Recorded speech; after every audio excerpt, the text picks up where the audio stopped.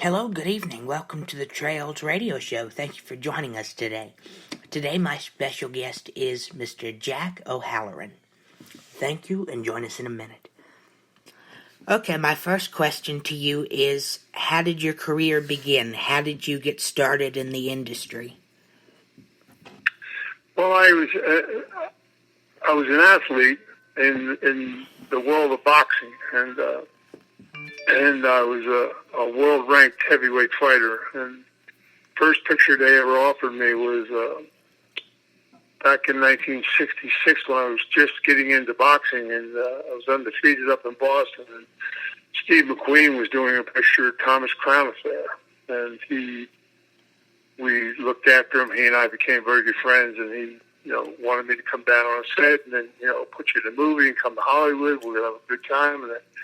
And I passed on it, and he kept bugging me afterwards. You got to come to Hollywood, and I kept saying no. Then in 1968, I knocked out the second-ranked heavyweight in the world out in Los Angeles, and they offered me a picture called The Great White Hope, which was the biggest picture in Hollywood at the time, with James Earl Jones.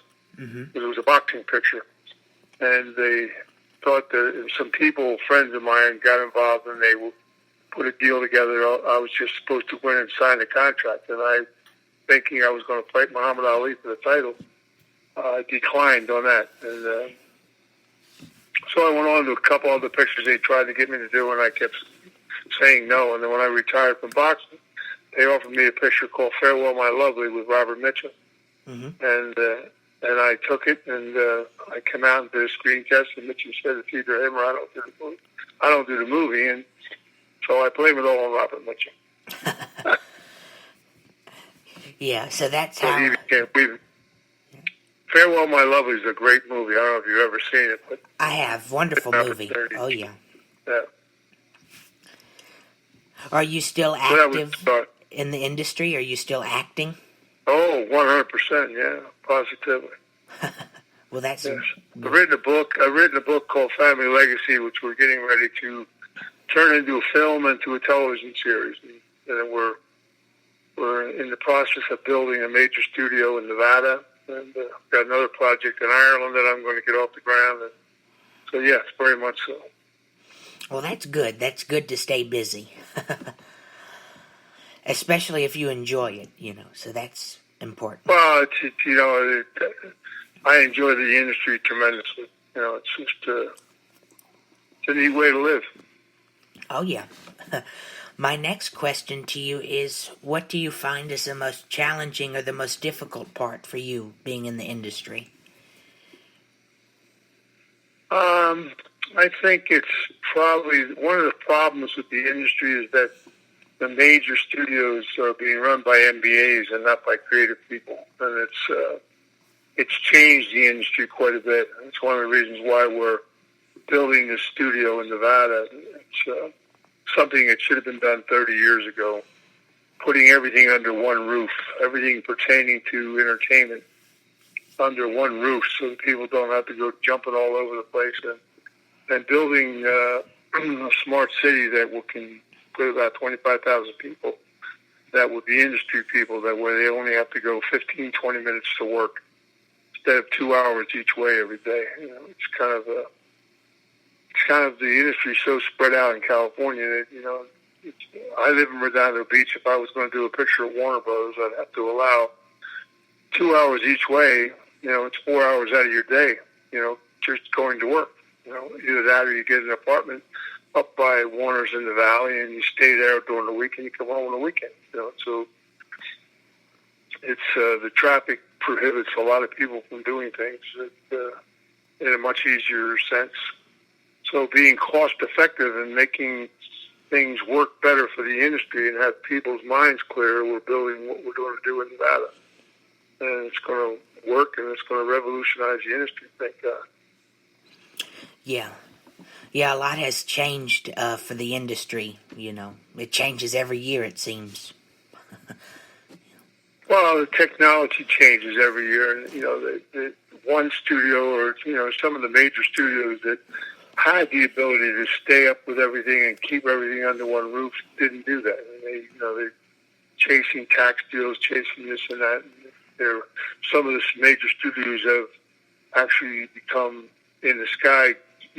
Everything's up in the air. They do things over here, over there, over here, and it's just it's kind of confusing for a lot of people. So it's better to bring it back under a creative umbrella. That's why there's so many independent companies that are doing films today, because the studios just keep remaking stuff. They don't have any creative control. They have people reading scripts that don't know what they're reading, which is unfortunate. Yeah. Yeah, we need a lot of more creative minds and creative people in this industry again today. Well, they're there. The problem is they're not being recognized. They're there. They're just not being recognized. So more and more independent films are being made, and the accolades for them are being shown. So it's going to turn into the way creative people will take a better control again, which should be very good for the industry. Yeah. My next question is, well, I know you mentioned you have a few upcoming projects coming up. You've written a book, A Family Legacy. Can you discuss your book a little bit? Sure. Yeah, Family Legacy is, if you enjoyed The Godfather, you'll go over the moon with Family Legacy, because we're telling, the truth about the growth of a nation and how, in the beginning, we go back to 1900, and when certain elements came into this country, and through immigration and everything else, and you had industry and government, unions, and organized crime were partners. Everybody was partners with each other, and they, the things worked with hand-in-hand fluidity a lot easier up until the 60s, when the Kennedys got involved, and the government no longer thought it needed its partners, and one by one, the government got involved in unions, government got involved in this, got involved in that. But, a lot of changes happened in the country, and those things are starting to reverse a little bit, but, it's time will tell. Yeah. So Family Legacy shows all the nuances that people live through that never see it because of the media control. But we're going to tell a lot of truth about how things really transpired in the last 80 years. It's going to be a great series. It'll make Boardwalk Empire and Sopranos look like a child's game. And the issuance of pictures will probably do about 6 movies that'll cover a whole bunch of ground, and it's going to be interesting. It's going to work really well. A lot of people are very excited about it. So if you go to FamilyLegacyTheNovel.com, it gives an explanation of what we're doing. It talks about the book, and takes you to Amazon where you can get the book, and it's going to work extremely well. Wow, it sounds very excited interesting. about it. Yes, sounds very interesting. I'm going to have to order a copy of the book. It sounds very interesting. So, yeah, it's a great read, actually. It's been a 5-star book on Amazon ever since it was on there. So it's we're getting ready to put the next couple of books out and take this thing down the street, and we're compiling a lot of information off of several people before they pass away, and it's going to open a lot of people's eyes, because people actually lived through these things. So the audience for this subject matter is just huge. It's huge. It's from like 90 down to 16. It's a lot of people that live through certain situations that have always waited for the truth to come out. Like the Kennedy assassination, and things that were monstrous in our society. And the truth was never told. The media covered up this and that, but now the truth is all coming out. And the public want to hear that, and they want to see it. So this is going to work really well. We're very excited about it. Yeah, it sounds very interesting. Yeah, our history is kind of have a very unseen, unknown element to it. So that's very interesting. You get that unknown out there. Well, it's like, when I wrote the book, and I wrote it 10 years now, when I wrote the book and I gave it to 4 high school children and to read, And they came back to me a couple weeks later, and they said, why have they not taught us this in school? Because they went to the library and they looked up people's names and situations, and they couldn't believe that it was all there. And no one ever relates it in our educational system. So it's going to open a lot of people's lives up. Yeah, sounds very wonderful. And for it to be made into a movie or a television series, that'd be even more extraordinary, get it more out there. It's like The Godfather. When The Godfather was done, Puzo wrote what he was told to write, and it opened everybody's eyes up. The Godfather was a huge success.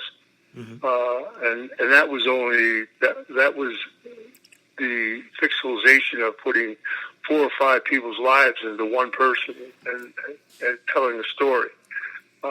We're about to do that same thing, but we're going to put elements of truth on the screen. And, the amazing thing about the film industry is that people learn by seeing and hearing at the same time. So when you go to a theater and you're sitting there watching something and you're hearing what's going on around it, it's a much better learning process. Oh, absolutely. My next question is, do you have any other upcoming projects besides the book and the trying to make it into a film and stuff? Any other upcoming projects? Yeah, I wrote a script years ago called The Informer, which was a film that was done in the 30s by